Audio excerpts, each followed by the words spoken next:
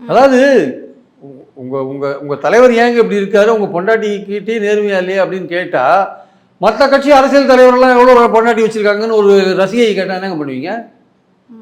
சரி, மற்ற கட்சி தலைவரெல்லாம் பொண்டாட்டிகள் வச்சுருக்காங்க, அந்த தலைவரோட பொண்டாட்டிகள்லாம் கோர்ட்டுக்கு போனாங்களா? யாராவது கோர்ட்டுக்கு போயிட்டு எங்கள் வீட்டுக்காரர் இது மாதிரி 2ஆவதா 3ஆவதா வச்சுருக்காருன்னு கோர்ட்டுக்கு போனாங்களா? உங்கள் வீட்டில் உங்கள் பொண்டாட்டி தானே கோர்ட்டுக்கு போயிருக்காங்க. அப்போ வெளியில் வந்துடுச்சுல்ல, உங்கள் வீட்டு விஷயம் வெளியில் தெருவுக்கு வந்துடுச்சுல்ல. அப்போ நீங்கள் ஒரு அரசியல் தலைவராக இருக்கீங்கள, அப்போ உங்கள் தனி வாழ்க்கையில் என்ன பிரச்சனை ஆக்சுவலாக சொல்லுங்கள். நீங்கள் தனி வாழ்க்கையில் ஒழுங்கால உங்கள் ரசிகைகளும் கிட்டத்தட்ட அதே மனநிலையில் இருக்காங்க. மற்ற தலைவர்கள் வச்சுக்கலையான்னு கேட்குற அளவுக்கு போகிறாங்கன்னா, ஒரு ரசிகை போகிறாங்கன்னா அப்போ நம்ம நாடு எங்கே போயிட்டுருக்கு?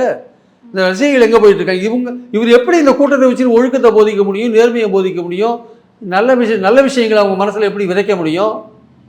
இப்படி ஒரு திங்கிங் இருந்துன்னா என்னங்க பண்ண முடியும்? எங்கே போகிறோம் நம்ம ஆக்சுவலாக? நமக்கு அந்த ரசிகர்களை நீங்கள் அரசியல் மயப்படுத்தி அவங்கள ஒரு பொலிட்டிக்கலாக கான்ஷியஸாக கொண்டாந்தீங்கன்னா பரவாயில்ல.